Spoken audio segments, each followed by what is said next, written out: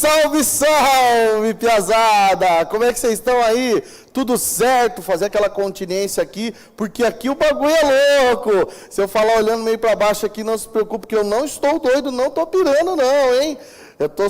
Estamos fazendo basicamente uma leve ambientação aqui, tá? Logo, logo vocês vão saber o que está acontecendo. Fica à vontade para você pegar o seu caderno, para você pegar o seu material aí, fica à vontade depois também para você fazer os seus questionamentos.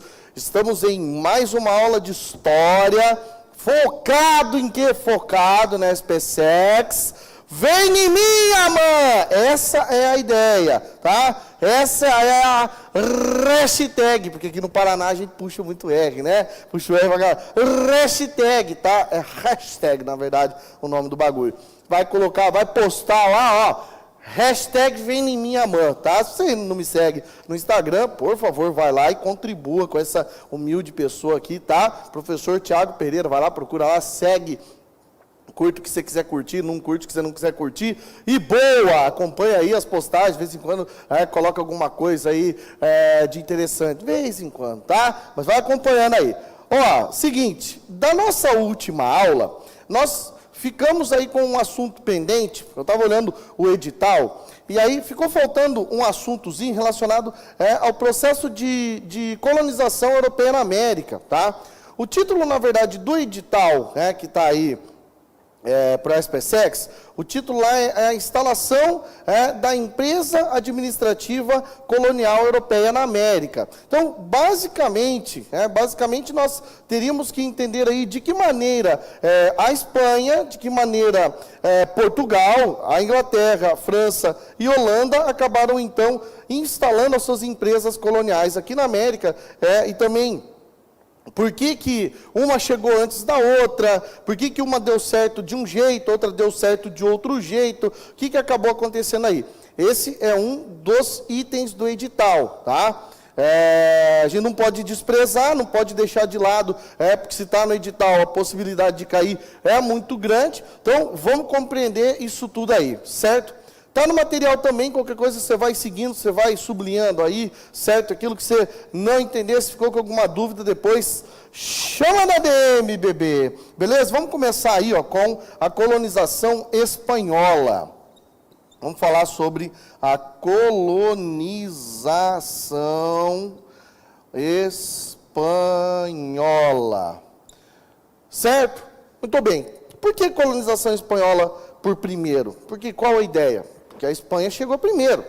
A Espanha, não é que chegou primeiro, a Espanha teve êxito em relação à chegada na América. Então, obviamente, quando a Espanha chega na América em 1492, os outros países, por exemplo, Portugal, que era rival da Espanha em relação às grandes navegações. Portugal tinha conseguido conquistar outros territórios, mas ainda não tinha parado para pensar e fazer a mesma rota que a Espanha fez, que é claro, acidentalmente chegou na América. Mas a partir então de 1492, a Espanha começa a empreender o seu processo de colonização. Uma das coisas que chama muito a atenção, que aí é uma chave, e diferença entre aquilo que aconteceu Portugal, aqui na América, em relação à Espanha. Os espanhóis já deram sorte logo no início do processo de colonização. Logo no comecinho, eles já encontraram aí, ouro, prata e pedras preciosas. Então, já foi muito vantajoso, já foi violentamente vantajosa aí essa empreitada para os espanhóis. E aí, é claro, o que eles vão fazer? Bom, então agora a gente tem que organizar a administração do território. Beleza. Da mesma maneira, é claro, como era uma espécie de costume aí dos países ibéricos, Portugal e Espanha, dividir o território para tentar dinamizar o processo de administração, então eles fizeram o seguinte: eles colocaram aí,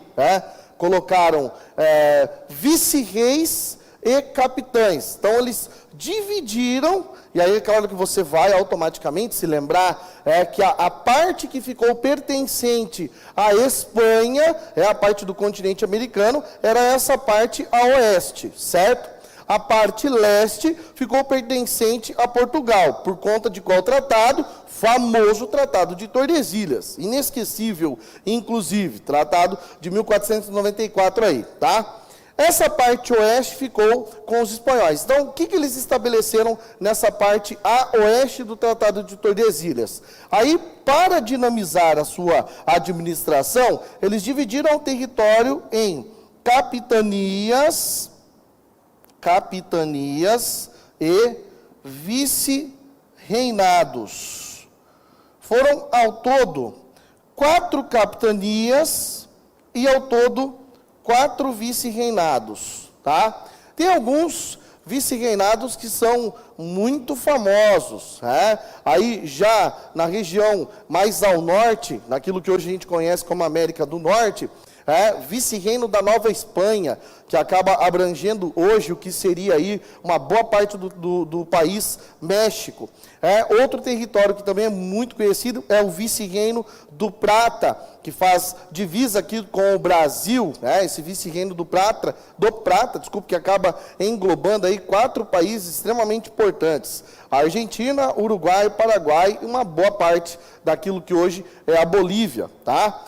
Isso aqui acabou resolvendo alguma coisa, isso aqui acabou ajudando na administração colonial espanhola? Com certeza isso aqui deu uma dinamicidade muito grande em relação ao processo de colonização que os espanhóis empreenderam aqui. Claro que a gente também tem que lembrar, quando fala na Espanha, a gente também tem que lembrar, e é um aspecto muito importante, o tipo de sociedade que acabou existindo aqui. Só um pouquinho, que eu comi uma letra aqui. Sociedade. Aí, é porque eu não comi, eu estou com fome. Piada podre essa, meu Deus do céu. Eu estou com fome, vou comendo umas letras. Caralho, velho, não acredito. 20 anos de aula e ainda conta essa piada. Então, essa sociedade é dividida da seguinte forma. Então, nós temos basicamente 3 importantes grupos sociais aqui. Em primeiro lugar, mais importante de todos, são os Deixa eu apagar o 4 aqui, você já entendeu que é 4 vice-reinados. Em primeiro lugar, nós temos então os chapetones. Os chapetones eram os filhos de espanhóis e espanhóis que vinham para a América, certo? Vinham para cá e acabavam se ocupando, se davam bem, porque além de eles serem muito ricos, tinha essa questão, é claro, de ter nascido na Espanha, que vai criar uma diferenciação social muito grande. Isso aí vai fazer com que esse grupo aqui tivesse o direito e exclusividade da participação política, tá? Olha aqui, ó. Política. Muito bem. Em segundo lugar, os criollos. Também são chamados assim de criollos, dependendo da região da América do Sul que você vai, pode ter um sotaque diferente, depende bastante. Os criollos, criorros, depende de onde você vai, tá? Eles diferenciam dos chapetones só por um único aspecto. Esses aqui são filhos de espanhóis que nasceram na América. E pelo fato de terem nascido na América, não trouxeram aquela origem que vem lá da Europa, eles diferenciam-se também porque a eles é vedada a participação política, ou seja, eles não têm o direito de participar das decisões políticas. Mas qual que é a diferença? Eles também são filhos de espanhóis. São, sim, com certeza, mas nasceram aqui na América. Por isso, pelo fato de terem nascido na América, estão diretamente relacionados aos costumes aqui do território, por isso que vai dar essa diferença enorme aí na vida desses caras, tá? E em último lugar, aí a gente tem quem? Aí a gente tem os mestiços.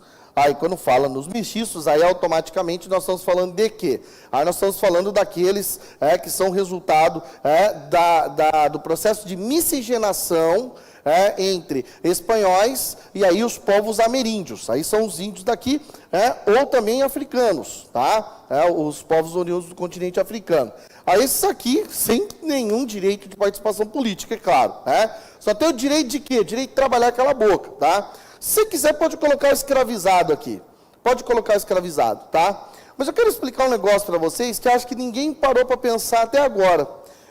Se você começa a observar nos países vizinhos, comparar com o Brasil, a gente começa a perceber que o processo de miscigenação da população brasileira, a formação étnica, mostra que nós temos basicamente a fusão original de 3 importantes raças, os europeus, os nativos e os africanos. Por que quando a gente olha para a população argentina, não que não tenha, mas tem bem menos, população argentina, do Paraguai, Uruguai, Bolívia, por que tem menos do elemento étnico negroide, o africano? Vou explicar para vocês por quê.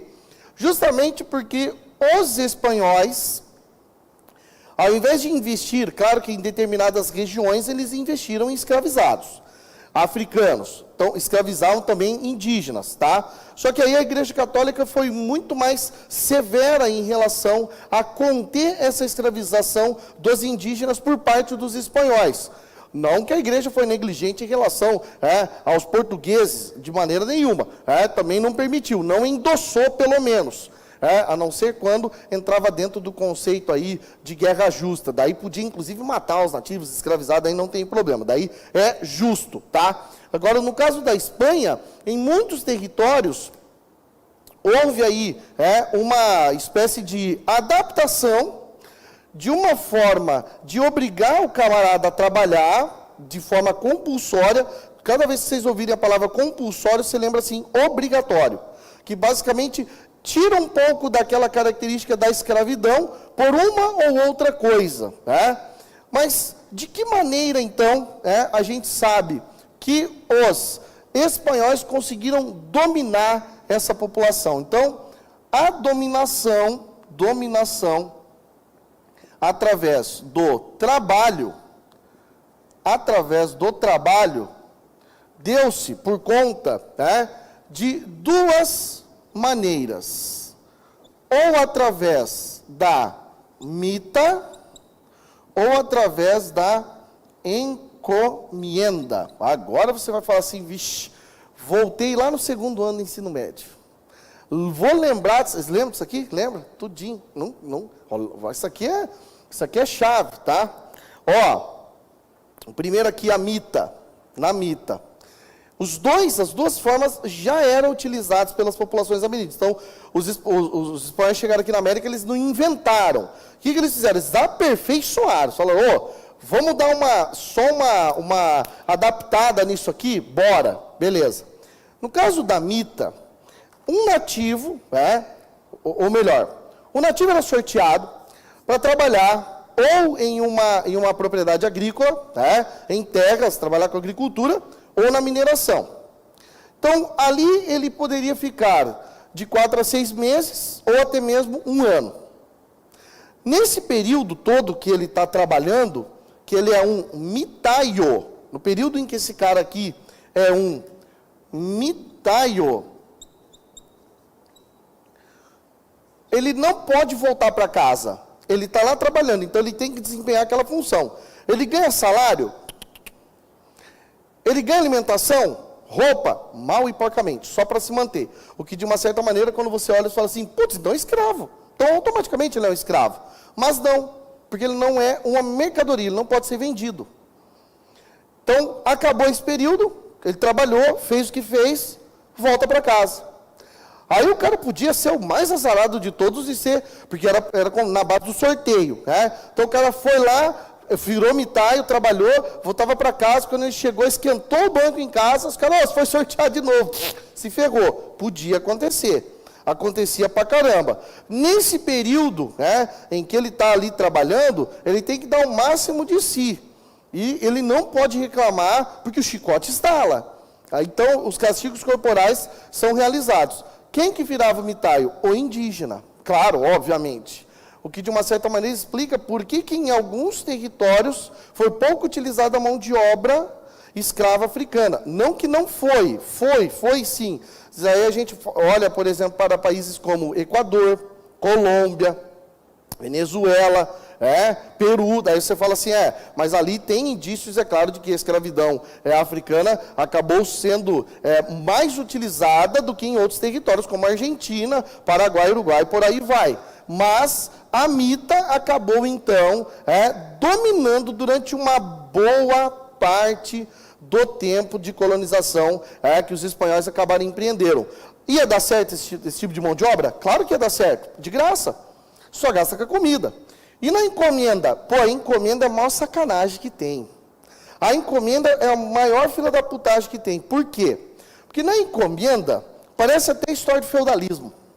Na encomenda, o cara ganha uma terra, ele ganhou uma propriedade, ele ganhou uma hacienda, ele é chamado de encomendeiro. Aí ele está ali na encomenda, ele está ali na sua encomenda, aí ele é responsável por aquelas almas que estão ali naquela área. Ó a sacanagem. O europeu chegou depois, se colocou como dono daquele território ali, e ele é responsável por aquelas almas. Beleza. As almas que estão dentro dessa encomenda, têm que, pelo direito de viver ali, tem que trabalhar para pagar pela sua permanência na terra. Mas vai trabalhar como? Vai trabalhar o tempo inteiro. Trabalha ininterruptamente. Pode ser vendido? Não, não pode ser vendido. Mas ele trabalha feito um louco. Uma diferença importante que tem em relação à mita. Aqui na encomenda, o cara ganha o salário. Ele é assalariado. Que maravilha, ganha uma grana. Só que olha o filho da putagem, velho. Quando chega no final do mês, então o cara trabalhou. Só que daí, geralmente, não tem tudo, né? Não tem toda a comida para o mês e tal. E aí, o que ele faz? Ele vai lá e pega provisões. Ele pega ali uma saca de, sei lá, um grão, um cereal, um pedaço de uma perna de uma vaca, para ele se alimentar. E aí, o dono da hacienda, o encomendeiro, ele vai anotando. O cara comeu isso, pegou isso.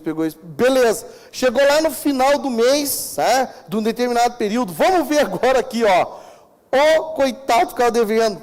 Aí tinha que trabalhar mais. Então beleza, olha, vamos dobrar tua carga horária de trabalho para você conseguir pagar por isso tudo. Pô, mó sacanagem. E aí os nativos aceitavam isso, porque eu aceito isso, é um chicote no lombo. E aí os caras faziam, não, tá trabalhando. Aí quando chegava a igreja católica para fiscalizar, vocês estão escravizando os caras aí. Não estamos não.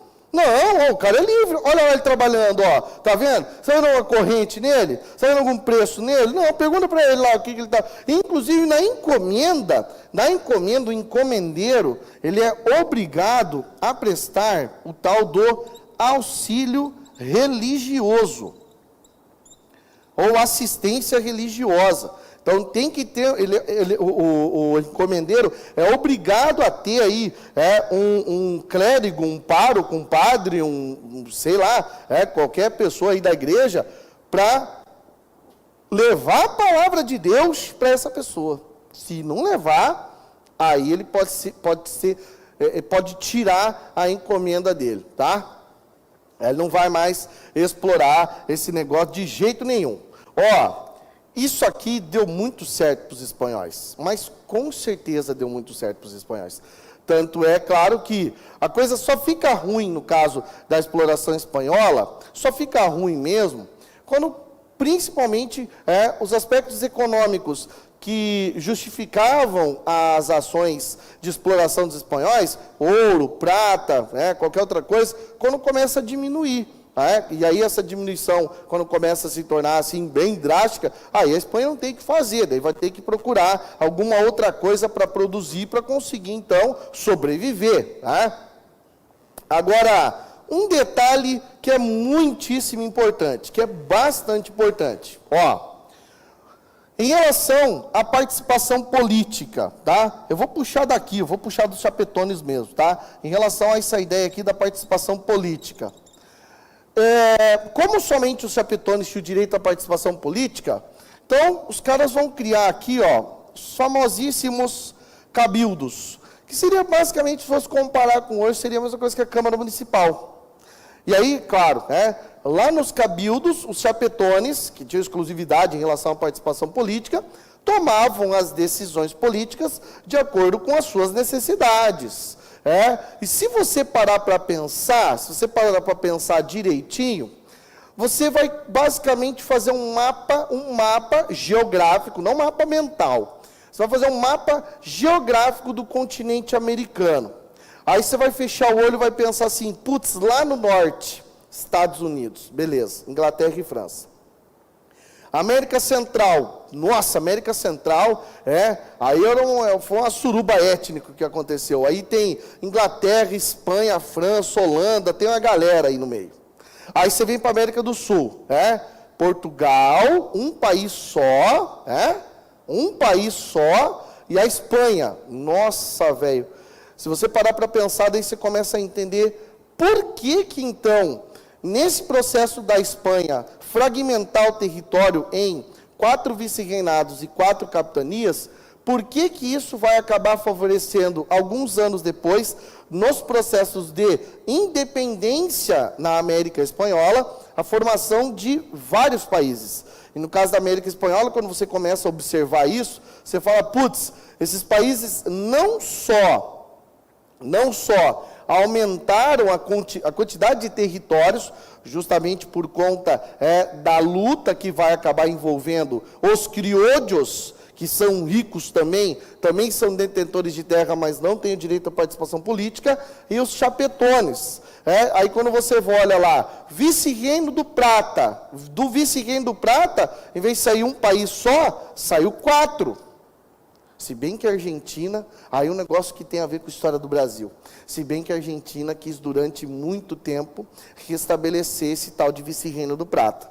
Em vários momentos, principalmente no século XIX, tentou tretar com o Brasil, 1854, depois 1864, e aí, é claro, não sossegou, não teve que fazer. Depois, lá em 1895, tentou de novo reaver uma parte do território brasileiro aí. A Argentina tinha o sonho de restabelecer aí o vice-reino do Prata, mas não conseguiu. Agora você fica imaginando daí, então nos outros lugares, claro que daí saíram vários territórios. Enquanto isso, quando daí você olha para o Brasil, você fala, putz, o Brasil conseguiu manter a unidade territorial. E era para ter espalhado, era para ter fragmentado o negócio. Tanto é que, logo ali no século XIX, quando acontece lá aquela epopeia toda dos conflitos do período regencial, Cabanagem, Sabinada, Farroupilha, ora, quantos territórios era para ter? O Rio Grande do Sul era para ser um país, E Deus é gaúcho de Esporimango, foi Maragato, foi Chimango. Aí os caras piram. Os caras, um abraço, Arruda! O Arruda deve estar, sei lá, deve estar aquartelado agora, esse bagual velho aí. Se não, manda um salve aí, Arruda. Tranquilo? Beleza? Bom, nesse processo, então, em relação à colonização espanhola, essa parte toda que tem a ver com independência, isso aí está dentro de um outro conteúdo. Por enquanto, é só o que os espanhóis fizeram para conseguir, então, se estabelecer e quais são aí as principais características desse processo de colonização e dominação do território americano pelos espanhóis. Certo? Agora, vamos falar, assim, muito rápida e sucintamente sobre a Inglaterra, tá? Por que, no caso da Inglaterra, a gente vai falar rápido? Porque, de certa maneira, foi rápido, tá? Foi rápido esse processo de colonização inglesa aqui na América. Colonização inglesa.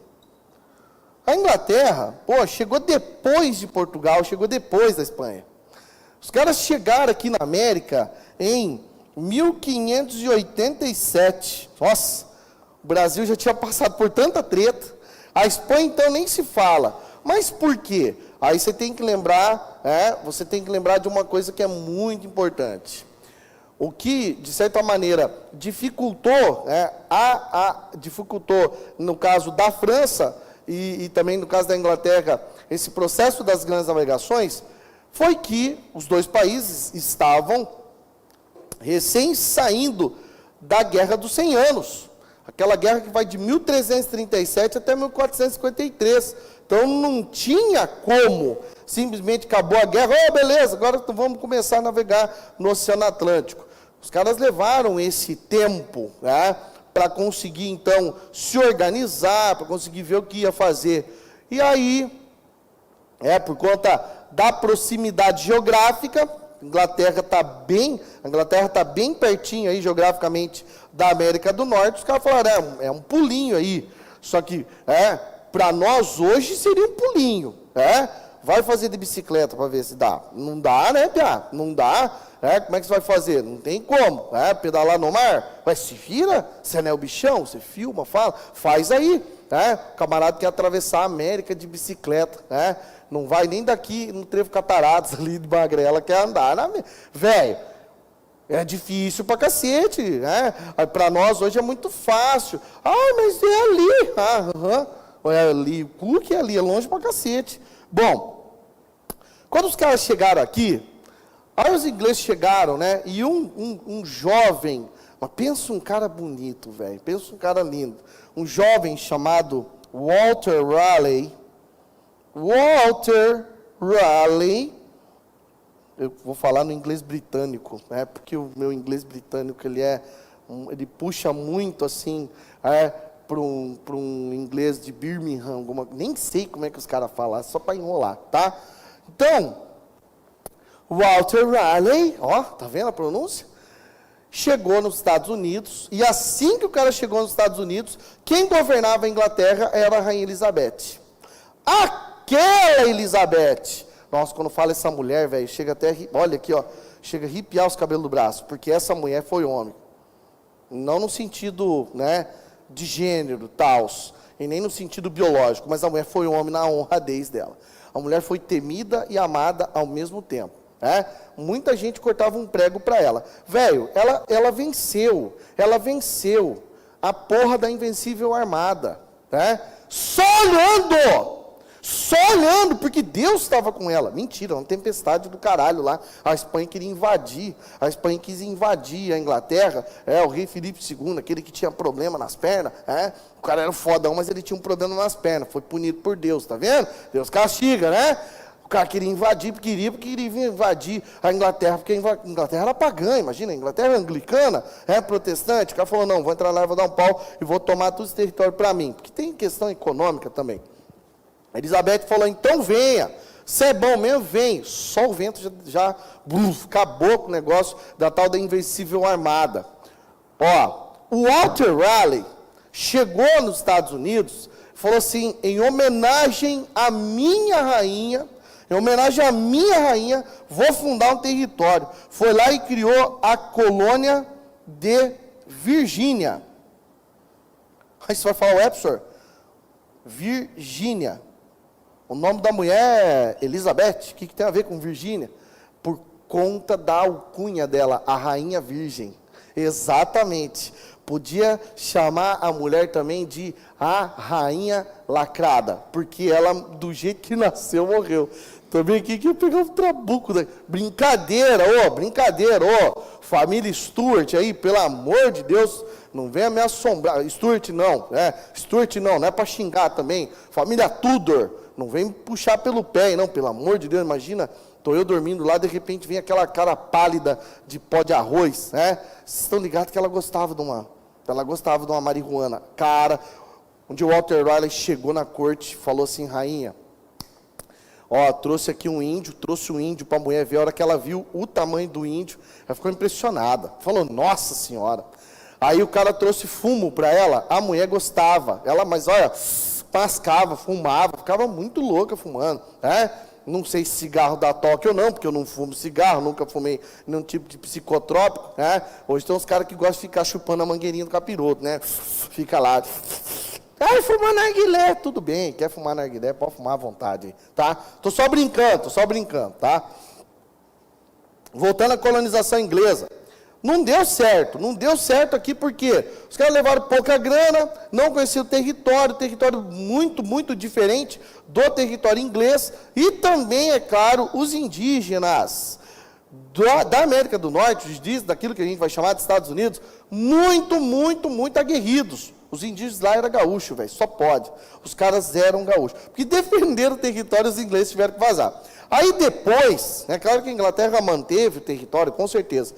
Depois, a partir de 1605, com certeza a partir de 1605, aí começa um processo mais efetivo de colonização. É daqui que vem o famoso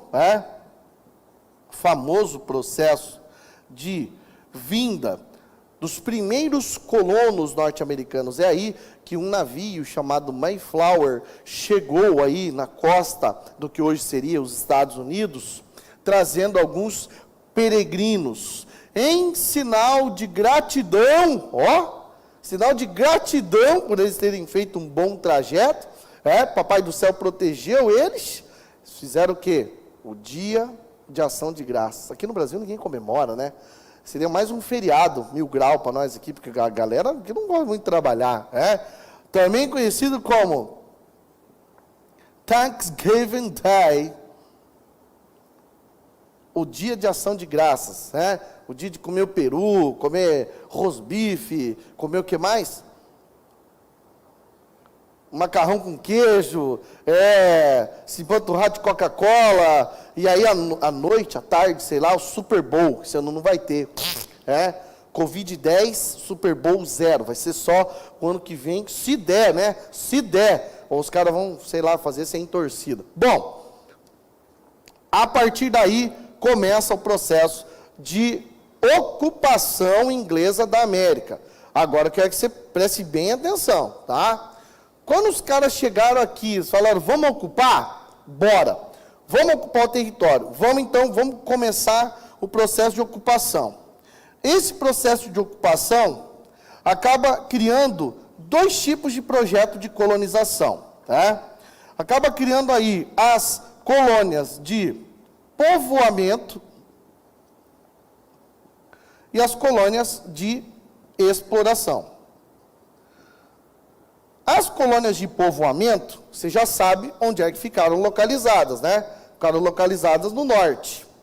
Por quê? Proximidade maior com a Inglaterra, um clima um pouco mais complicado para se produzir gêneros agrícolas, o que vai levar automaticamente, é claro, uma diversificação na produção agrícola, mas, é claro, principalmente vai levar efetivamente a um aumento considerável na produção de manufaturas, ou seja, produtos fabricados à mão. Isso vai acabar caracterizando aí o norte. Fora que também a gente sabe que em relação ao uso da mão de obra escrava, não é que não tinha, mas o que predominava no norte era a mão de obra assalariada. Já no caso das colônias de exploração, aí a gente resume em uma palavra só. A gente resume em uma só palavra. Plantation. Quando falo em plantation, lógica da sociedade do açúcar e da sociedade do ouro. Está dentraço ali. Tudo que os portugueses fizeram daí aqui no Brasil, tudo em relação a uma estrutura baseada em quê? Uma estrutura baseada na monocultura, estrutura baseada no latifúndio e baseada na mão de obra escrava. Tripé. Falou em plantation, você já lembra das 3 coisinhas básicas. Mas por que eles desenvolveram a plantation aí no sul dos Estados Unidos? Desculpa, eu esqueci de colocar a letra S aí, você coloca em algum lugar aí, tá? Por conta do clima, que principalmente, é claro, levou os colonos ingleses a desenvolverem uma agricultura, que inclusive, até hoje, tradicionalmente falando, aquilo que a gente chamaria de estados do sul dos Estados Unidos, acabaram desenvolvendo aí esse processo de colonização efetivamente. Você que gosta da história dos Estados Unidos, eu gosto pra caramba de história norte-americana, eu gosto muito. não é só de ficar fazendo comparação com a história do Brasil, não é justamente para entender. Da mesma maneira, da mesma forma que a história da América Latina como um todo também é muito apaixonante, tá? Agora, quando você começa a observar aí essa diferença em relação ao processo de colonização, aí você vai automaticamente identificar uma separação. E essa separação vai ser percebida lá no século XIX, por conta principalmente de alguns agravantes colocados aí no século XIX, tá? Mas isso aí também é assunto para uma outra aula. Bem, em relação ao desenvolvimento daquilo que a gente vai chamar inicialmente de 13 colônias. 13 colônias. O desafio de hoje é bem simples, tá? O desafio do Tiagão. Você vai colocar lá, mas não, tudo bem, se for pesquisar, pode pesquisar, não tem problema. Coloca lá o nome das 13 colônias, bem bonitinho. Quer pegar um mapa dos Estados Unidos, tem uns caras que manjam de fazer coisa no Instagram pra cacete, né? Coloca lá bem bonitinho, lá assim, o nome das 13 colônias, vai lá, posta no story, me marca o Alfacom Militares, marca o Arruda, marca o cearense mais macho do Brasil, Newton Matos, marca lá essa galera toda, Macho! Esse é macho, cara, esse Newton Matos é macho, Depois fala chiclete, você vê? Chiclete, ele fala de uma forma muito linda, Veja lá, não vou falar aqui quais são as 13 colônias, porque eu não quero humilhar. Delaware, Maryland, Massachusetts, Connecticut, tá vendo? Tá vendo? Não vou falar. Vou falar. Mas já falei algumas, né? Tobó. Então você vai colocar lá, coloca no story, maravilhoso. Quero ver se você manja mesmo, tá? Rafinha, já tá aí, né, Piá? Com certeza. Quero ver se tem mais gente vendo também. Não é obrigado a fazer, não. É obrigado a fazer sim, tá? É obrigado, vai fazer sim, beleza? Ou então, vai gravar um vídeo, você fazendo 50 flexões. Não fez um desafio, vai fazer outro desafio. Gostei. Eu gostei dessa intimada aí, tá? Se você colocar ali, as 13 colônias, se tiver aí, 50 pessoas com story, eu faço 50 flexões de braço numa pegada só. Nossa, estou fodido se 50 pessoas fizerem isso aí. Quanto mais gente fizer, mais flexões eu faço. E na próxima aula, na próxima aula eu faço, que hoje eu não estou muito preparado, né? Não vai dar tempo de ver também na hora do intervalo. Beleza? Quando fala também na colonização inglesa, uma outra coisa que é muito importante é o processo relacionado aí ao comércio triangular. O que foi o comércio triangular? Então, assim, como, diferentemente da Espanha e Portugal, em que os países, os estados, manipulavam tudo, determinavam tudo que ia acontecer em relação ao processo de colonização, no caso aqui da Inglaterra, a Inglaterra não ficou em cima disso. A Inglaterra, literalmente, a Inglaterra terceirizou o processo de colonização. Pegou a empresa colonizadora e falou, vai lá e coloniza, faz do jeito que você quiser lá. Então a Inglaterra não estava muito em cima, não estava acompanhando. O que, de uma certa maneira, nos mostra automaticamente que os colonos ficaram literalmente livres. Livres, economicamente falando, e o comércio triangular não deixa isso aí passar como falso. Por que triangular? Eles não vendiam pirâmide, tá? Basicamente porque, quando você pega daí um mapa e coloca lá, América do Norte, América do Sul, Europa e África, aí você vê que as rotas de comércio eram retilíneas. Então, vai ser linha direta, de comércio para continente africano. O que eles vendiam para o continente africano? Vixe, um monte de coisa. E de lá vinha o quê? Escravizado, fumo, aguardente, saía de um lado para o outro. Comprava da América do Sul, vendia para a Europa. Então, tinha essa relação direta que acabava gerando esse polígono. É polígono? O triângulo é um polígono? Não, o que o triângulo é? Triângulo é triângulo. Tá. Então, triângulo aqui, ainda bem. Ainda bem que eu não sou da área da matemática. Glória a Deus, né? Um abraço, Arruda! Um abraço, Diniz! Senão os caras já iam me pegar na porrada aqui, já iam falar, paga 10, vagabundo. Eu faltei nas aulas de matemática quando eu estava no ensino médio. Eu confesso, tá? Confesso, matemática não era muito aquela pira, assim, nossa. Um abraço para os meus professores de matemática. Não sei se os caras estão vivos hoje. Um abraço, tá? Onde quer que vocês estejam aí. Essa liberdade comercial ficou visível com o comércio triangular. Mas era só liberdade comercial e econômica? Não. Liberdade jurídica. Eles estabeleceram as regras deles. Liberdade religiosa foi o motivo dessa galera vir para as 13 colônias. Por quê? Porque o bicho estava pegando na Inglaterra. Teve uma troca de dinastia, saiu a dinastia dos Tudors, Elizabeth Virgem morreu, veio a dinastia dos Stuarts. Com a dinastia dos Stuarts, os caras chegaram, gerência nova, meu filho, é o quê? A madeira comendo o tempo todo. Os caras falaram, agora nós vamos começar a perseguir quem não é anglicano. Inclusive, eles não eram. Mas se converteram ao anglicanismo, eles eram todos católicos.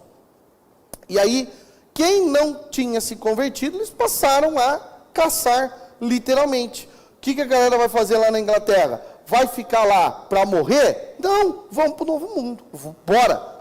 Aí começa aquela leva. Justamente, é claro, é o ano em que os Stuarts mais começam a ter efetividade. Quando o primeiro rei Stuart, Jaime I, assume, ele já começa a caçar literalmente aí quem não era anglicano.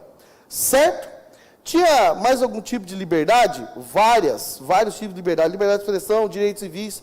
Por isso que daí, só para vocês entenderem uma coisa, por isso que daí, no século XVIII, quando a Inglaterra começou a forçar a barra, começou a tentar impor lei do açúcar, lei do chá, lei do selo, lei de acantonamento, leis de Townshend e leis intoleráveis, os colonos falaram, nós nunca tivemos isso. Nós somos livres desde a nossa fundação. Então não vai ser agora que vai chegar a Inglaterra e vai forçar a barra. Então os caras fizeram o quê? Votaram, primeiro o Congresso da Filadélfia, depois nem todo mundo participou, depois segundo Congresso da Filadélfia, e aí, 4 dias depois, 4 de julho de 1776, já sai uma declaração, dizendo, nós somos independentes. E o pau torando, E aí, é claro, é a tal da guerra pela independência, é a famosa Revolução Americana ou luta pela independência dos Estados Unidos, que vai acabar envolvendo o quê? Os colonos contra a Inglaterra. O pau torou, quem venceu? Os colonos. E a partir dali eles falaram, não, então já que a gente lutou e tal, vamos fazer do nosso jeito. E assim o fizeram. E olha o que são hoje. Olha o lugar que os caras estão hoje. Fez muita diferença, certo? Essa questão de culturalmente desenvolver essa consciência política deu muito certo, tá? No caso dos Estados Unidos. Beleza? Tranquilo? Mas esse aí também é um assunto tesão pra caralho, só que a gente não vai falar nele hoje não, tá? Muito bem. Em relação à colonização portuguesa, colonização portuguesa.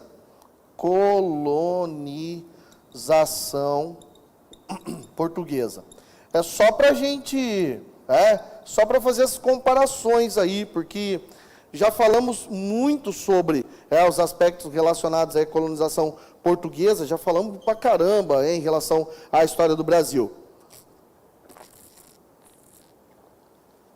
Mas é só para lembrar, mesmo que em relação à colonização portuguesa, nós temos aí no período colonial brasileiro, esse período que vai de 1500 até 1530 é chamado de período pré-colonial, porque ainda não estava acontecendo efetivamente o processo de colonização no Brasil, e de 1530 até 1822, aí é o período efetivo da colonização do nosso país.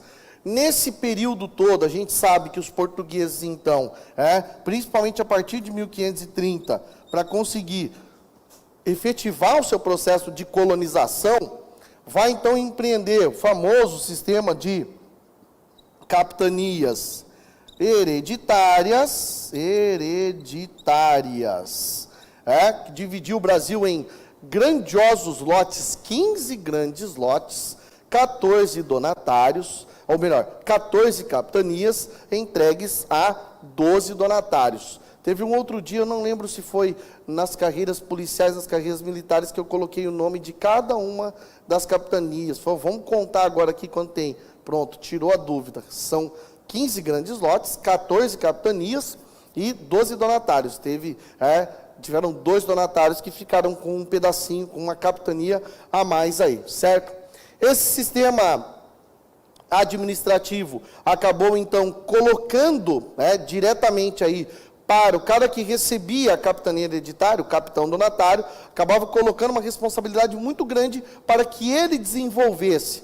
Algumas deram certo. A gente já sabe quem deu certo, né?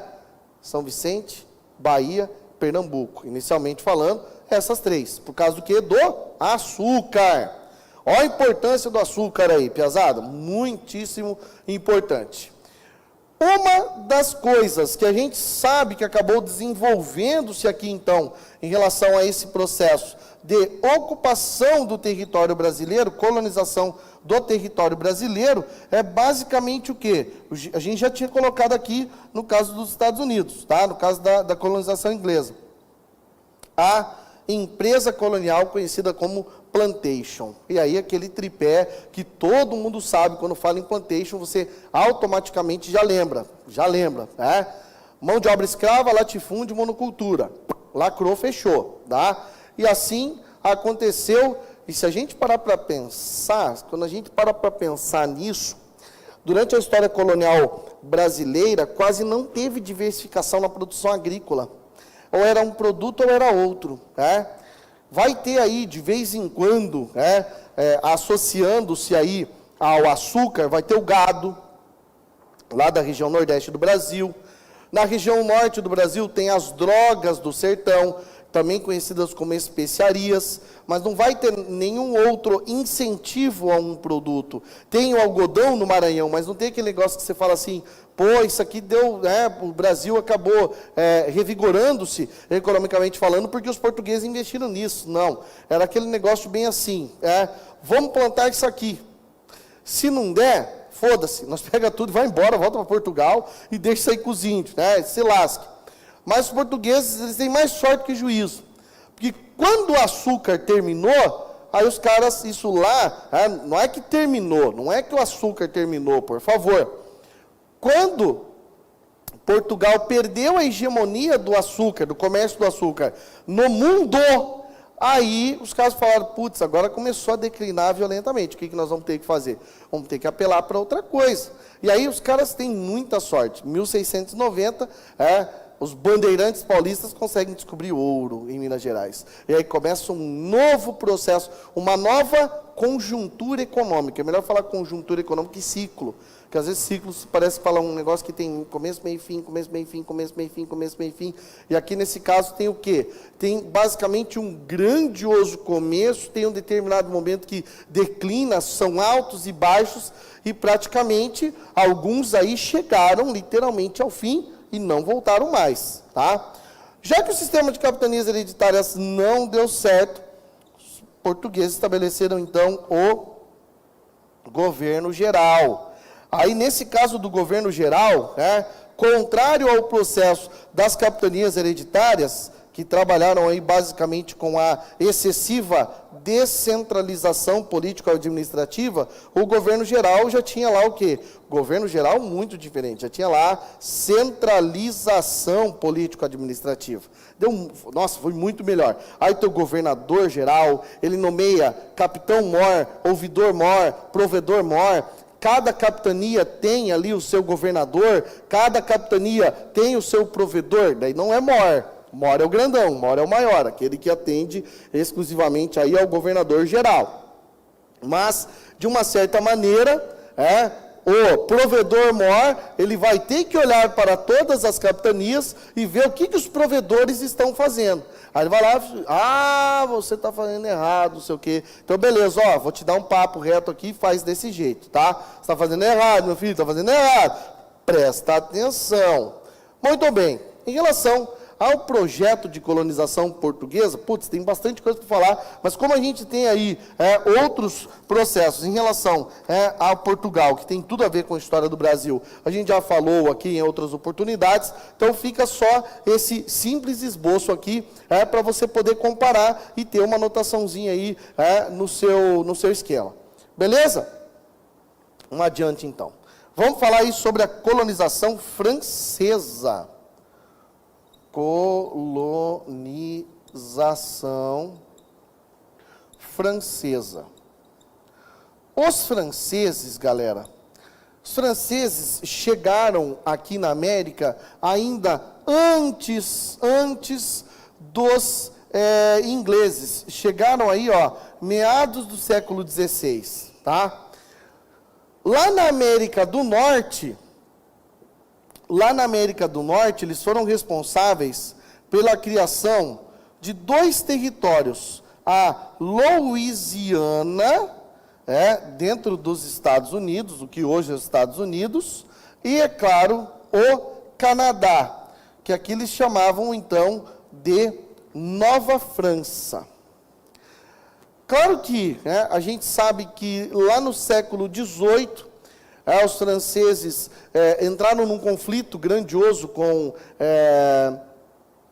a Inglaterra, a famosa Guerra dos 7 Anos. Inclusive tem um filme massa que fala sobre isso, O Último dos Moicanos. Você assiste O Último dos Moicanos e fala, nossa, agora eu entendi ali. Inclusive você vai entender que o corte de cabelo moicano não tem nada a ver com aquele corte que o cara corta no meio e deixa os cabelinhos só no meio. Moicano é cabelão comprido, mas não tem problema, né? Deixa os caras falar que gosta do moicano aí, moicano mesmo. Agora você fala, vou cortar um Sioux. Comercialmente falando, o nome Sioux não é tão bonito, né? Ai, Sioux, faz um corte Sioux aí na minha cabeça. Pô, não vira. Moicano não, né? Moicano, né? Moicano é mais pá, não sei o quê. Moicano é, nossa, bem cabeludão. Cabeludo e cabuloso ainda, né? Nessa Guerra dos 7 Anos, a França perdeu o território para a Inglaterra. Depois da independência dos os Estados Unidos devolveu a Louisiana e comprou no século XIX. Os caras são muito, está sobrando dinheiro, E nem era o homem do texugo na cabeça, que era o presidente na época, né? Vocês estão ligados quem que é o cara do texugo na cabeça, né? Donald Trump, um abraço, Donald Trump, um abraço para você aí, Fica com Deus aí, meu querido, governa essa nação, que brilha aí no norte do nosso continente, Viva os Estados Unidos da América. Um abraço. E os caras ficaram com o Canadá. Tudo bem, perdeu a Louisiana, mas continuou no Canadá. E o Canadá é muito de boa. A galera gosta muito de falar no Canadá, porque você pode dormir com as portas, com as janelas abertas, porque todo mundo trabalha, todo mundo é feliz, todo mundo tem ali o seu rico dinheirinho, é uma expectativa de vida muito grande. Claro que a gente sabe que uma parte do Canadá também foi colonizado pela Inglaterra. Mas, em relação à colonização francesa aqui na América do Norte, assim, na América como um todo, não só na América do Norte, eles acabaram estabelecendo aí, em alguns lugares, dependendo da característica geográfica, um determinado tipo de colonização. Por exemplo, no Canadá, o tipo de colonização que eles acabaram desenvolvendo aqui era voltada principalmente para quê? Principalmente aí para o povoamento, da mesma maneira que acabou acontecendo aí no norte da América do Norte, nas colônias do norte, tá? Já no caso da Louisiana, que fica no sul dos Estados Unidos, aqui basicamente vai ser o quê? Aqui vai ser exploração. Até enquanto eles perdem, né? Eles perderam o território, ele não vai explorar mais nada. Olha que coisa curiosa, bem curiosa. Vocês sabem que os franceses também estiveram no Brasil. Os caras vieram para cá também, né? Os caras chegaram aqui, fundaram basicamente aqui, onde hoje seria o Rio de Janeiro, eles foram lá e fundaram a França Antártica. Vieram para cá com a desculpa, não, nós vamos fundar uma colônia, só para proteger os protestantes, os huguenotes franceses, chegaram aqui, bem de boas, bem tranquilo. Tranquilo uma ova. Os caras chegaram aqui, dominaram, e se os luso-brasileiros não se mexessem, os caras iam dominar o território. E aí tem uma galera que fala assim, podia ter ficado, né? Podia ter ficado. Olha o que o Canadá, né? Podia ter ficado. Não, de jeito nenhum. O que esses caras viriam fazer aqui era a mesma coisa que eles estavam fazendo na Louisiana. Então, se eles tivessem permanecido, provavelmente o Brasil continuaria a mesma coisa, né? Você acha que eles iam chegar, brasileiro, quer comer croissant? Ah, aqui, croissant, o quê, rapaz? Eles iam continuar explorando do jeito que está. Já exploravam, no período pré-colonial, eles já exploravam, já tiravam aqui madeira.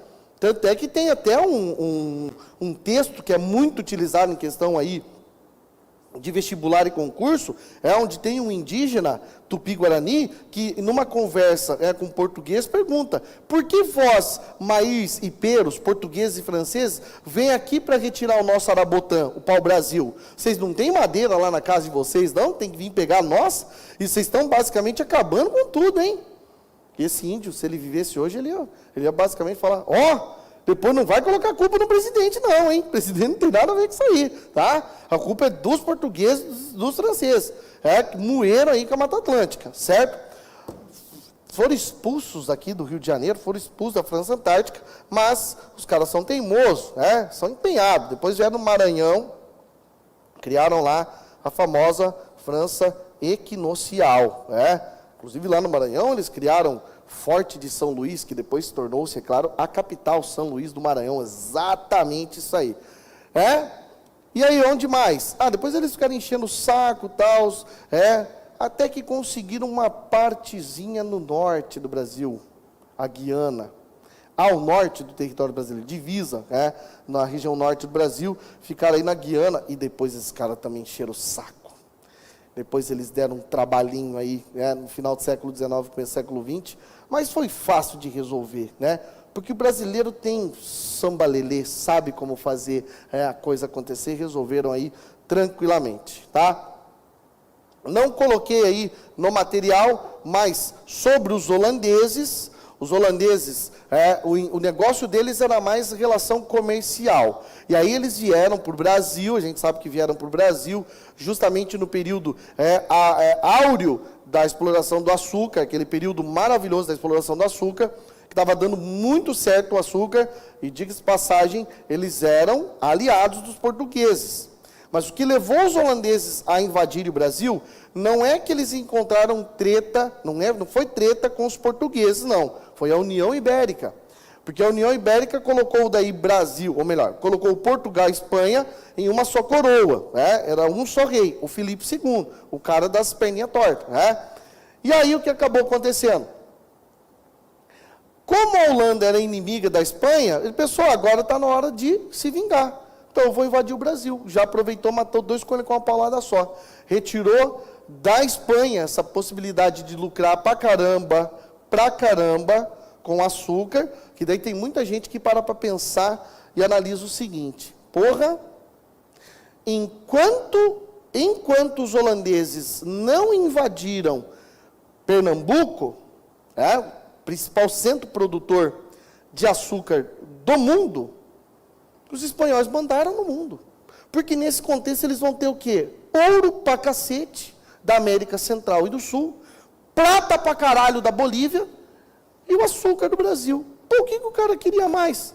Por isso que o maluco falou, eu vou ganhar a Elizabeth de quebrada. Por isso que ele falou, vou entrar na Inglaterra, quero ver quem me segura, para cima de mim. Não, por isso que ele falou, vou quebrar esses caras, sim. Mas aí, é claro, a Elizabeth também, afortunada em relação aí à sorte, conseguiu se desvencilhar. Mas os holandeses também acabaram fundando aí outros territórios coloniais. Assim que foram expulsos do Brasil, foram para a região das Antilhas e estabeleceram ali um território colonial. Também permaneceram vizinhos do Brasil durante um bom tempo aí, e até hoje ainda tem ligações aí com um dos 3 territórios que acabam fazendo divisa com a região norte do Brasil. Qual território que é esse? Suriname, é isso aí mesmo. Tá lá os caras lá, ó, só de butuca ligada para ver o que acontece aí no Brasil. Capaz, os caras estão nem aí, né? Velho, Holanda, eu sempre falo, Holanda é o país pioneiro em relação ao liberalismo. Hoje nós vamos falar sobre liberalismo aqui. Hoje vai ter gente que vai falar assim, opa, agora entendi, a treta toda que tem, que fala muito de liberalismo e tal, hoje vai ter gente que vai gostar, inclusive. Mas a Holanda, antes de alguém pensar na palavra liberalismo, os holandeses já colocavam isso em prática. Os caras já, por que Portugal vai conseguir se dar bem em relação ao açúcar? Porque a Holanda pegava esse açúcar e, vendia lá na Europa. A Holanda fazia algum tipo de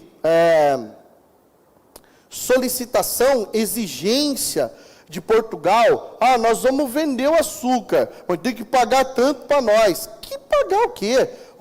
É o seguinte, vende aí o negócio, nós vamos facilitar a entrada. E até hoje, basicamente, a Holanda é um dos mais fáceis acessos, é claro, para entrar na Europa. Por conta desse excessivo liberalismo. Tanto é que os caras vão lá e fazem o quê? Libera tudo. Dorgas. Exatamente. Tem uma rua lá que os caras vão lá e...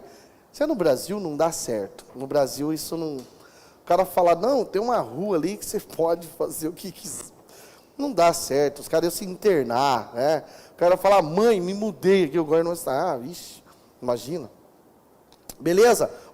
Então agora eu vou zerar a contagem aqui, eu vou zerar de propósito a contagem aqui dos nossos tópicos, tá? Porque agora a gente vai falar aí de um outro assunto. Agora a gente volta para a idade contemporânea, tá? Agora a gente volta para a idade contemporânea, beleza? Agora vamos falar nos assuntos do 1000 grau também aí, ó. Vamos falar em treta? Porra, ai meu Deus do céu. Como eu adoro falar em treta, como eu adoro falar em guerra, sangue, nossa senhora. Hoje eu vi não vou falar aqui, que senão já direitos humanos vai cair em cima de mim aqui. Não quero ser processado tão cedo na minha vida, Mas vi um vídeo dos camaradas, velho, traçalhado, que eu falei, oh meu Deus do céu, que boa notícia. Acordar assim, é uma maravilha de uma notícia, O Brasil, o Rio de Janeiro tem o Rambo. Tem o Sargento Rambo. Olha, velho, o cara da polícia militar, velho, seja lá quem for você, porra, nossa senhora, ou o cara é o Hulk, o Homem de Ferro, verdade. O John Wick brasileiro é esse cara, velho, vai tomar no meu cu. Porra, o que o maluco fez ali, nem um CIO dos Estados Unidos faz. Não tem, velho. O cara, não, esse cara tem que mostrar qual que é a pira dele. Ou o cara estava muito inspirado, velho. Que boa notícia, para acordar bem legal hoje, Você olha e fala assim, olha só. CPF cancelado. Pessoal, pelo amor de Deus, sou da paz, tá? Sou da paz, não gosto desses negócios aí não, tá? Não gosto de ver os bandidos mortos. Pelo amor de Deus, pelo amor. Vai ficar falando, começa o mimimi, o professor defendendo, não estou defendendo nada, tá? Só estou falando que eu virei fã do cara. Só isso, tá? Começou a contagem aqui, ó. Vou falar agora sobre Congresso de Viena. O Congresso de Viena. Tem um outro cara, velho, tem um outro camarada que a moçada não gosta muito dele, Napoleão Bonaparte. A moçada não pira no Napoleão, fala que ele foi filha da puta, Que ele tipo, tem aquele desenho do Pink, o cérebro, ele era o cérebro e tal, mas que cérebro que esse cara era, hein? Porra, 24 anos de idade, o cara era general. Ô, louco, velho. Nossa, como é que vai para ser general hoje? Tá lá o Hamilton Mourão, chega a pintar os cabelos, velho, Que o cara... vice-presidente, te adoro, cara, sou teu fã também aí, é nóis, irmão. Mas você tem que ter uma caminhada muito longa. Ô, louco, velho. Olha o Arruda, está perdendo os dentes, já o Varginhac saiu. Estou brincando também, Piazada. Estou zoando, zoeira, tá? Eu não sou nada. Eu queria servir, mas não deu. Quem sabe um dia vai ter uma guerra e os caras vão chamar, Já me põe lá na frente, já. Só. Munição infinita, Nossa, vou fazer à frente de um jeito bonito. Napoleão Bonaparte, um camarada muito mal compreendido, bastante mal compreendido, mas um cara à frente do seu tempo. Ele só queria dominar o mundo. Só isso. Qual o problema de querer dominar o mundo? Me diga, o que ele fez de errado? Nada. Mas, no meio do caminho, tinha uma Inglaterra. Tinha uma Inglaterra no meio do caminho. Então o cara, fez a família real portuguesa vir para cá, Os filhos da mãe estavam tudo bem lá. Se não fosse o Napoleão, seríamos colônia ainda. Bem provável, Um monte de lugar seria colônia pra cacete. O cara invadiu a Rússia. Nunca mexa com a Rússia. E eu vou falar um negócio. Aqui no Paraná, aqui é um pedaço da é um pedaço da Rússia, velho. Aqui, eu falo isso com muito tesão, eu falo isso com muito orgulho.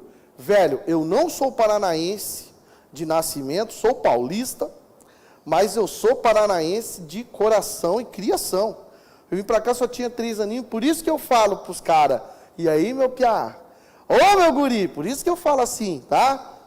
Não sou gato de Ipanema, sou bicho do Paraná. E o Paraná é um pouquinho da Rússia. O Napoleão foi invadir a Rússia. Nossa, velho, tomou no cu com força. Tanto é que acabou para ele. Acabou. Quando ele estava voltando para casa, França, já estava formada ali, já tinha sido feita uma aliança com quem? Com todo mundo que não curtia muito ele. Primeiro a Inglaterra, a Áustria, Prússia e, é claro, a própria população da França. Se juntaram, vamos dar um pau no Napoleão. Porque o cara levou o grosso do exército francês para lá. Se eu não me engano, 200 mil soldados. Voltou com 20.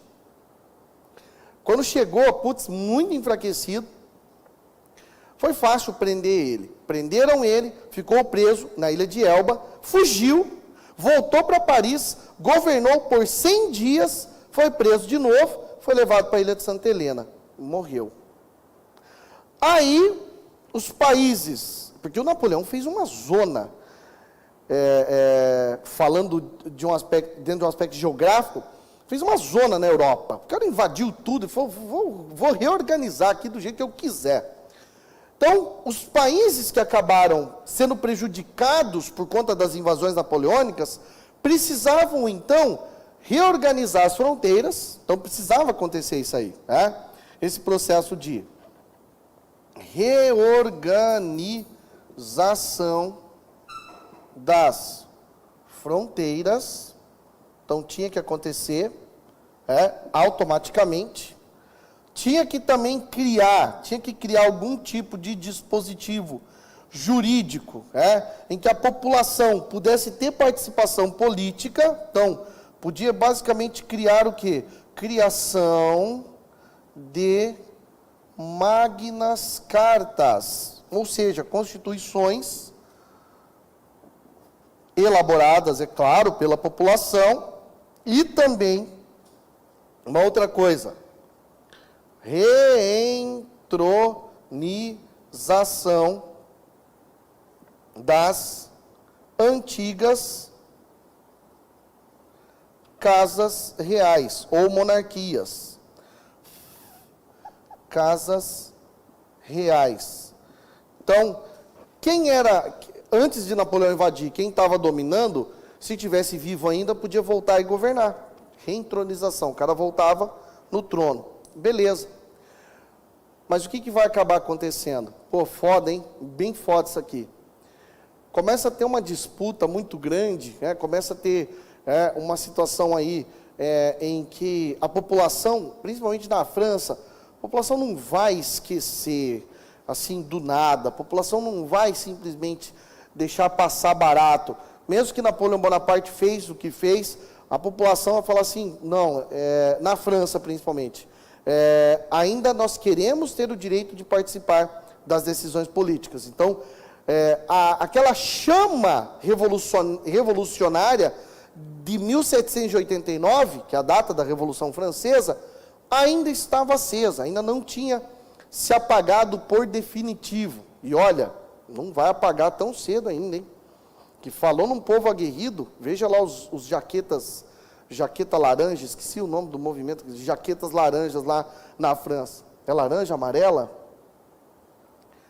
É alguma cor assim, muito, mamãe me encontra na neblina. É um negócio muito, por favor, ET me veja de longe. É bem extravagante a cor, tá? Muito bem. O Congresso de Viena conseguiu estabelecer isso? Sim, conseguiu. Conseguiu reorganizar as fronteiras, restabelecer as fronteiras do jeito que estava. E aí um detalhe muito importante. Para não existir a possibilidade de um novo Napoleão vir a tentar dominar o mundo de novo e bagunçar a Europa, o que esses caras fizeram? Olha aqui, ó. Agora eu vou ligar isso aqui com o processo de unificação da Itália e da Alemanha, tá? Então os caras, para fazer isso aqui, esse processo de reorganização das fronteiras, eles então estabeleceram o seguinte, eles estabeleceram então aí, ó, uma espécie de reorganização, mas principalmente aí, dentro de uma ideia de equilíbrio. Então teve um equilíbrio, principalmente territorial.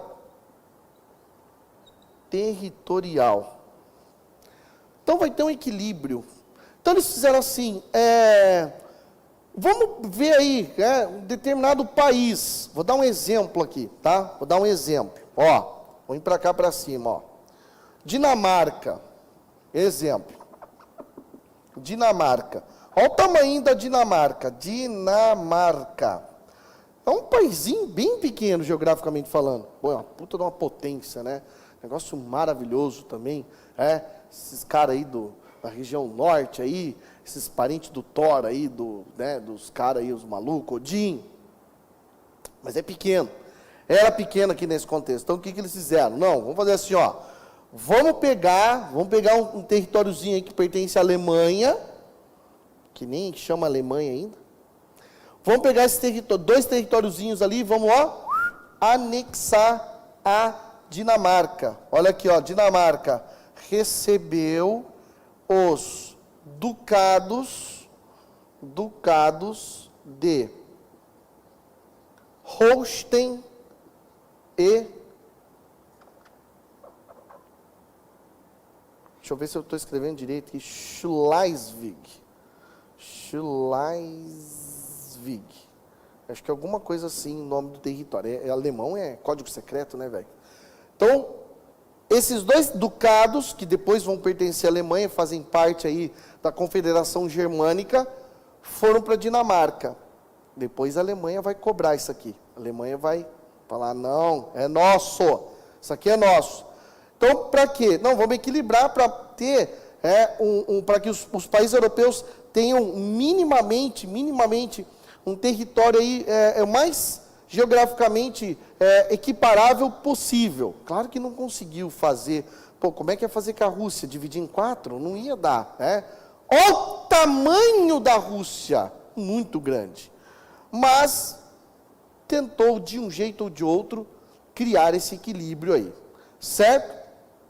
O Congresso de Viena vai ter reverberações extremamente significativas ao longo do século XIX, principalmente porque, como eu falei antes, tem países que não simplesmente aceitaram o fato, ainda, mesmo tendo o direito de participar das decisões políticas, ainda, politicamente falando, a população ainda viver aos frangalhos. A França é um exemplo, Tchecoslováquia é outro exemplo, a própria Itália, ou aí os reinos italianos são exemplos. Aí a gente percebe o seguinte, ó, lá em 1848, como um efeito colateral do Congresso de Viena, em 1848 vai acontecer o quê? A Primavera dos Povos, que é basicamente o quê? O que foi a Primavera dos Povos?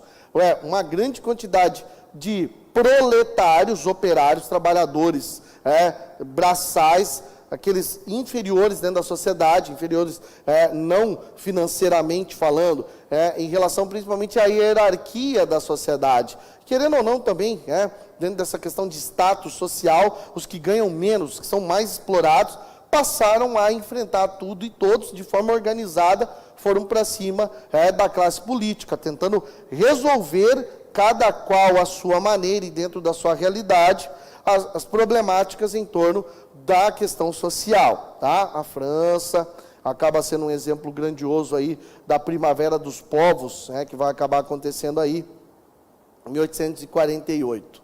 Certo? Beleza? Tranquilo? Maravilha. Só tomar uma aguinha aqui para a gente continuar. Agora, na sequência, se não me falha a memória, é para a gente falar justamente sobre a unificação alemã. No caso da unificação alemã, aí a gente vê uma relação direta, uma relação grandiosamente direta com esse processo que vai acabar envolvendo aí o Congresso de Viena. Principalmente por conta do quê? Das questões políticas. Quem que vai assumir, vai governar quem, e a população está a par disso, a população está sabendo que isso aí está acontecendo, a população está ciente disso tudo, da mesma maneira que também a gente já vê os efeitos do Congresso de Viena em relação às decisões políticas na Itália. Agora é curioso, né? É até curioso e é inimaginável pensar que, ainda em pleno século XIX, quando a gente hoje observa Itália, Alemanha, Grécia, você fala, putz, os caras não eram formados ainda. Era tudo dividido, tudo separadinho, tudo aí, ainda vivendo à la mode da Idade Média, tudo vivendo lá, dentro do feudalismo ainda, para tu ver, Até o Brasil já era um país, até o Brasil já era uma nação, já era um território unificado, um só paizinho, uma só bandeira, um povo, não sei o quê. E a Alemanha nada, velho, nada ainda. Estava pensando em fazer alguma coisa e deu certo, mas como deu certo? Eu vou falar para vocês um negócio. O século XIX... O período do século XIX é um período mais gostoso que tem para estudar. O período que você fala assim, puta merda, olha quanto acontecimento que tem aí no século XIX, que parece muito com que, muita coisa com que a gente vive hoje, Claro que guardadas as devidas proporções aí tecnológicas, guardadas as devidas proporções também aí em relação aos avanços das áreas médicas, mas tem muita coisa parecida do século XIX hoje. Você fala assim, pô, verdade, não em relação à forma de pensar, isso aí não, isso aí é difícil, a questão relacionada ao pensamento, daí já complica um pouco mais aí. Muito bem, sobre aí o processo da unificação alemã. A unificação alemã. Bom, o território que hoje geograficamente a gente sabe, e a gente conhece como Alemanha, até 1871 era tudo fragmentado. Era basicamente todo dividido em pequenos ducados, pequenas comarcas, vilas, alguns casos aí reinos, Então você tem aí, fragmentação político-territorial,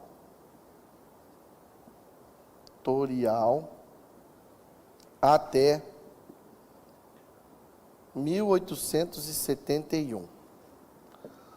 Nossa, mas por que demorou tanto tempo assim para a Alemanha conseguir fazer esse processo de unificação? Cada coisa acontece no seu tempo. Pode ser que chegou a hora aqui, pronto, vamos fazer agora o processo, porque pronto, já está na hora. Só um detalhe bem importante, bem importante. Antes de se tornar Alemanha, então a gente sabe que ali no século XIX, na iminência de se tornar Alemanha, a partir da década de 50 do século XIX, passa a existir aí uma denominação que pelo menos vai fazer uma espécie de junção econômica desses territórios todos. Então, não só econômica, mas também política. Então, passa a existir aí, a Confederação dos Estados Germânicos.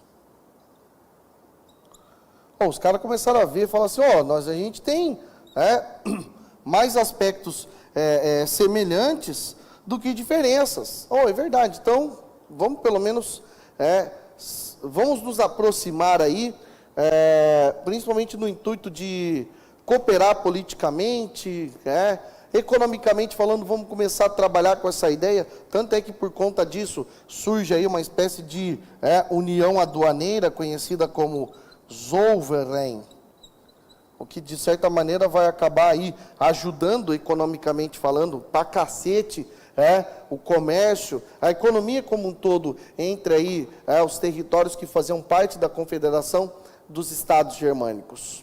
Agora, a coisa começa a ganhar corpo mesmo, a partir de 1862, quando se torna então, uma espécie de primeiro-ministro aí, do rei Guilherme I, Otto von Bismarck. Quando esse cara aqui, que fazia parte do maior partido político da Alemanha, os Junkers, partido ultracapitalista, que queria saber, é claro, do desenvolvimento econômico do território. Otto von Bismarck vinha de uma região da Confederação dos Estados Germânicos que era muito desenvolvida, economicamente falando. O cara veio da Prússia, ele era do reino da Prússia. Então, ele vai começar a pensar o seguinte, é século XIX, a situação econômica está boa, mas pode melhorar. Com certeza a situação pode melhorar e muito.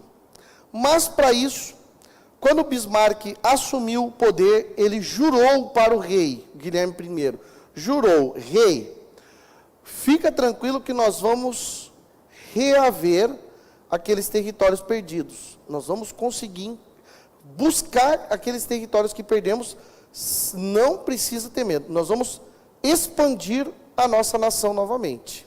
E a Alemanha vai voltar a ser o que foi no passado. Aí quando você pensa nisso, você fala assim, putz, vai ter que ser na base da guerra. Claro, o próprio Bismarck disse, vai ser com muito ferro e sangue. Vai ser na base do ferro e do sangue.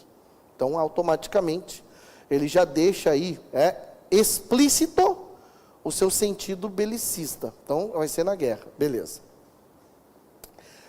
Esse camarada, ele não era burro nem nada. Ele era mó estrategista, mas muito estrategista. Então, ele pensou assim, ok, vamos começar o processo de unificação. Vamos lá. Mas eu vou começar uma treta, primeiro com quem a gente aguenta. Ou melhor ainda, vamos começar com um país bem fraquinho. Mas daí a gente vai, nessa dinâmica, nós vamos aumentando o nível de dificuldade. Igual videogame, vai passando de fase, vai ficando mais foda. Beleza. Nesse processo de unificação, Bismarck, então, vai acabar promovendo o quê? Bismarck acaba promovendo, então, conflitos. De quais conflitos nós estamos falando aqui?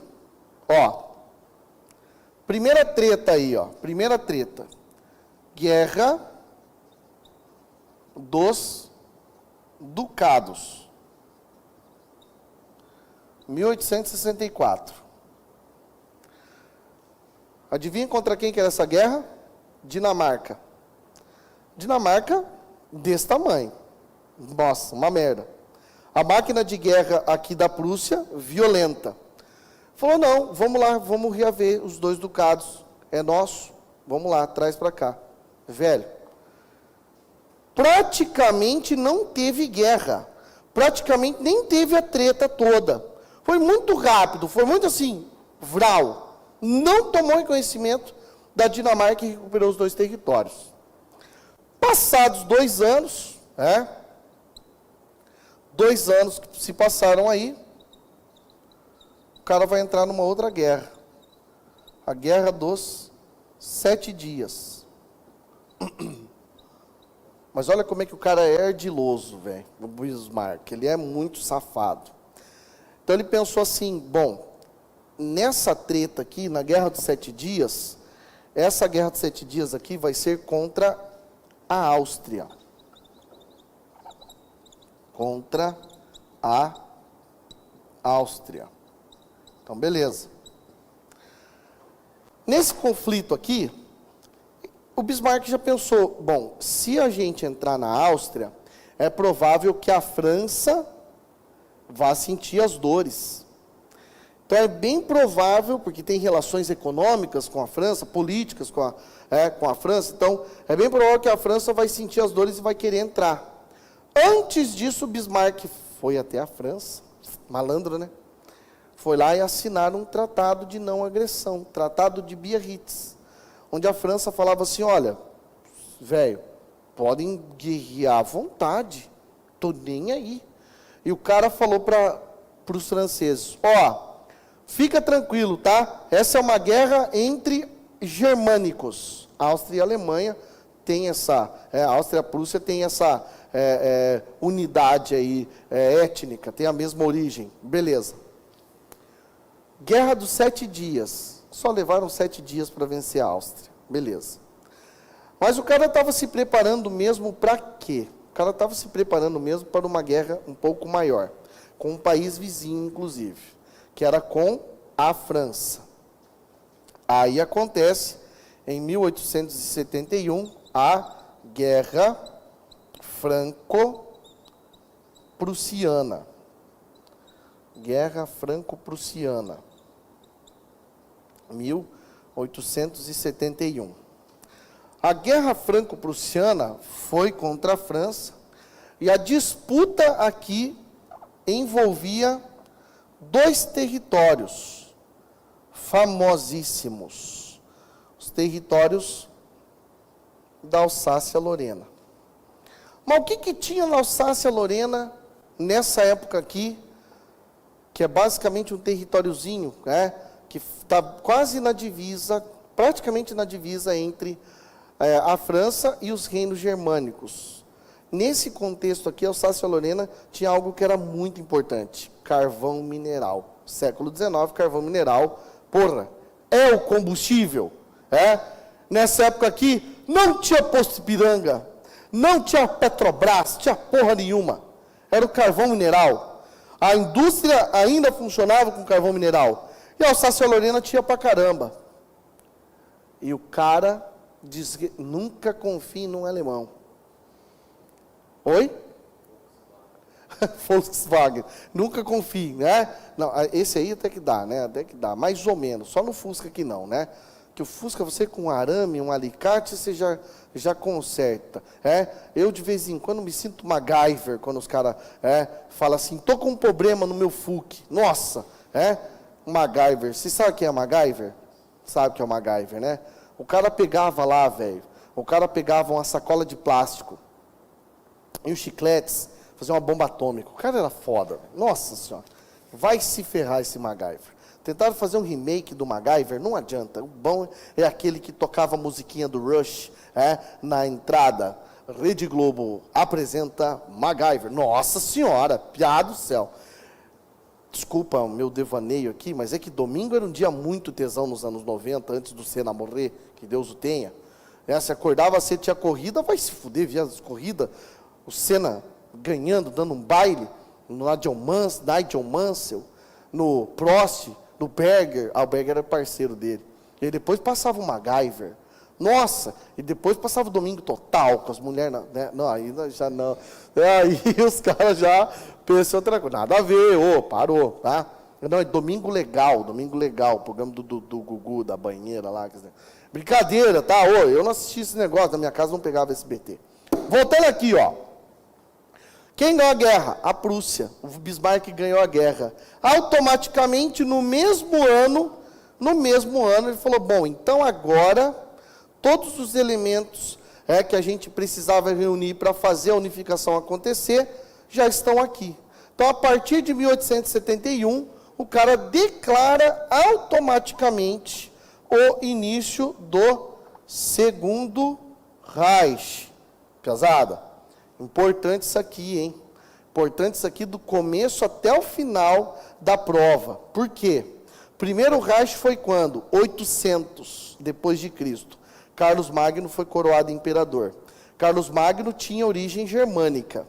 Tanto é que ele era chamado de bárbaro, ou povos germânicos. Beleza? Segundo Reich, unificação da Alemanha. Quando que é o terceiro Reich?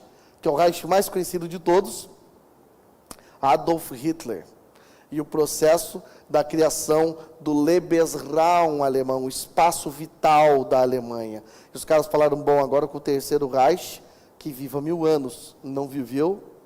Se a gente parar para pensar, não chegou a viver 15 anos no total. O Hitler assume aí começo dos anos 30, morre em 45, isso se morreu, se não veio parar aqui na Argentina, que tem uns caras que falam que ele veio na Argentina.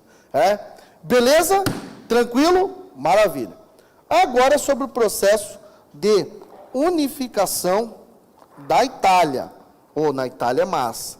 E o processo de unificação da Itália tem tudo a ver com o Brasil também. Tudo a ver com o Brasil, tudo a ver lá no reinado do Dom Pedro II com a questão religiosa, tá?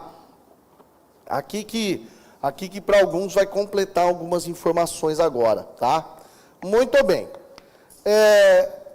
A Itália, galera, é um território aí que também, a Itália já tinha até repúblicas aí, tem ainda esse esquema feudal em algumas áreas, mas em outras, principalmente aí na região mais ao norte da Itália, já existia um desenvolvimento econômico muito grande. A gente está falando principalmente aí do quê? Do reino sardo-piemontês, tá? Deixa eu colocar aqui primeiro,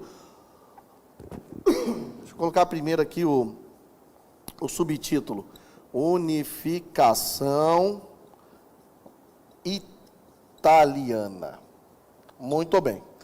Nesse processo de unificação da Itália, também um território todo fragmentado, político-territorialmente, mas a gente também tem aí na região norte, principalmente aí, no reino sardo-piemontês, nós temos um grandioso desenvolvimento econômico aqui. Já temos aí basicamente um grandioso direcionamento para o desenvolvimento industrial na região norte aí da Itália. Muito bem. Aí nós temos que entender que não é só o reino sardo-piemontês, tem a região da Lombardia, da Toscana, as cidades portuárias de Gênova, Veneza, Florença, temos as Sicílias, o reino das duas Sicílias, e principalmente aí os estados pontifícios, também conhecidos como estados papais. Tudo isso dentro da Península Itálica. Beleza? Tá. Como é que vai acontecer então esse processo de unificação aí?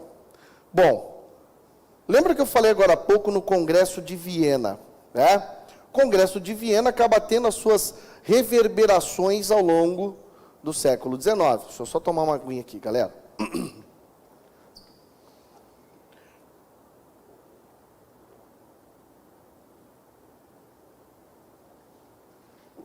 Pois bem, aí no caso do Congresso de Viena, como passa a existir, então, uma grandiosa influência em relação aí a questões sociais, e algumas reverberações acabam chegando também aí na Itália, então surge nos anos 30 e nos anos 40 do século XIX, uma certa vontade dentro de um movimento conhecido como Risorgimento,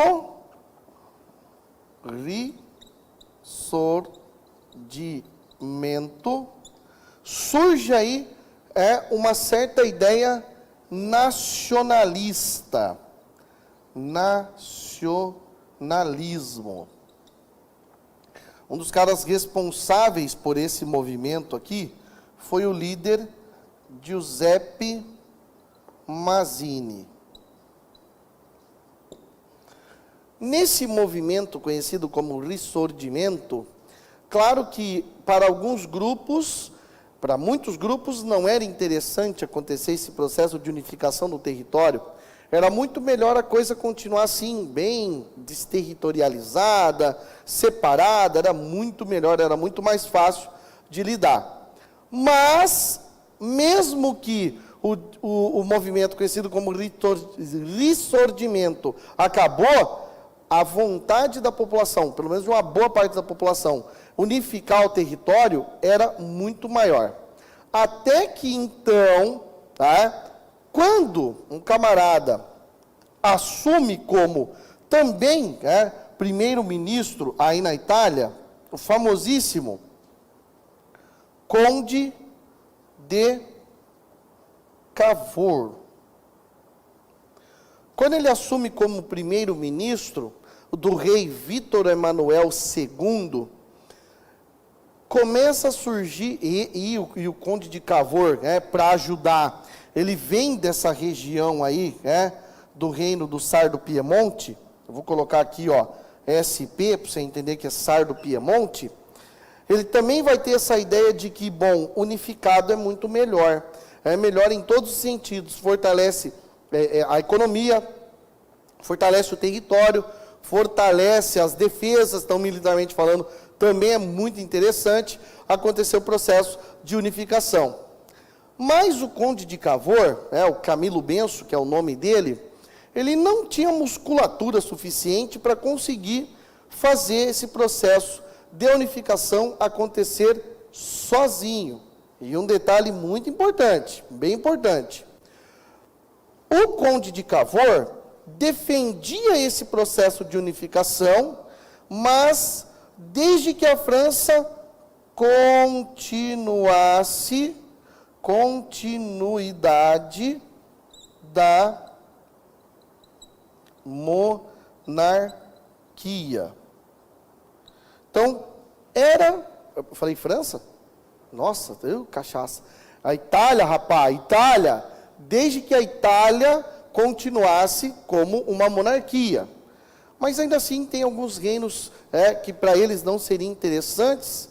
E aí tinha um outro território que são as terras da igreja dos Estados Papais, que aí a igreja ia falar, não, fica do jeito que tá bom, para. Isso aqui é histórico, a gente está aqui desde que, imagina, acabou o Império Romano, nós estamos aqui, meu irmão, sai fora. Vá dar o cubo moilambê, vamos ficar aqui do jeito que está aqui, que é de boa. A igreja não ia aceitar. Aí vem um maluco, um cara doido da cabeça, muito conhecido aqui da galera no Brasil, principalmente a galera no Rio Grande do Sul. Vê um cara chamado Giuseppe Garibaldi.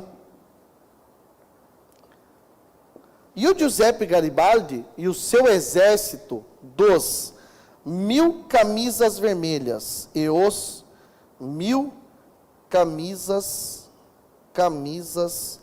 vermelhas. Eu não sei por que italiano pira nesse negócio de camisa, sabe? Os caras têm uma pira com camisa, depois o Mussolini, quando chega ao poder, os camisas negras, os caras têm uma pira, os caras do fascismo aí, eles curtem mesmo esse negócio de, não que o Garibaldi era fascista, tá? Não, também vai começar, o senhor está falando do fascismo, não sei o quê, eu só estou achando engraçado o negócio de ter pira com camisa, só isso, tá? Muito bem. Onde que o Garibaldi aprendeu a lutar? Aqui. Aqui. Revolução Farroupilha. Não tem uma cidade lá no Rio Grande do Sul chamada Garibaldi? O cara é foda, né? O cara veio pra cá, fez um estágio com quem manja da peleia, veio aqui, tô com os gaúchos, Bento Gonçalves falou pra ele, babá, piada de merda, não sabe nem segurar uma espada, parece que não tem cabelo no saco, um vagabundo dele. Ensinou o cara a lutar, falou, é desse jeito, tá? Mentira, tá? Os carbonários do Giuseppe Garibaldi, os caras manjavam muito de ações na água, mas em terra também. O cara batia bem, levava sorte, o cabelo ajudava. E aí o cara ajudou aqui na Revolução Farroupilha, viu toda essa movimentação acontecendo na América do Sul, voltou lá para a Itália com a seguinte ideia, porra, demorou aqui, demorou para unificar. Só que um detalhe, o Garibaldi, ele só divergia em uma coisa do Conde de Cavour. Ele não queria saber de monarquia, não. O negócio dele era a favor de uma república. Mas o Conde de Cavour chegou para ele e falou assim, viu, cara, o negócio é que o bagulho vai unificar. O negócio é que a Itália você vai poder chamar de Itália. Tudo você vai chamar Itália. Não vai mais ficar chamando Módena, Parma, não sei o quê. Não. Vai ser Itália essa porra toda, tá? Beleza? Falei, então foda-se. Eu vou lutar para unificar esse território. E aí, através da diplomacia, tentava o Conde de Cavour, e através da porradaria, e o Giuseppe Garibaldi. Isso já era 1861. Então, desde 1861, você já pode falar assim, opa, a Itália já vivia essa ideia de unidade territorial. Mas faltava, é claro, faltava um território no meio do caminho, no meio da Península Itálica, tinha um território lá chamado Estado Papal, as terras da igreja. E aí, piazada, quando então chegou Garibaldi, o Conde de Cavour, e falaram o seguinte, olha, igreja, perdeu, os caras anexaram os estados papais. Por causa disso, a igreja emitiu um documento, a famosa Bula Sílabus. O que a Bula Sílabus vai determinar? Quem é da maçonaria, quem é maçom, está proibido de ir na igreja católica. E se tiver algum católico frequentando a maçonaria, para agora, ou então nós vamos comungar.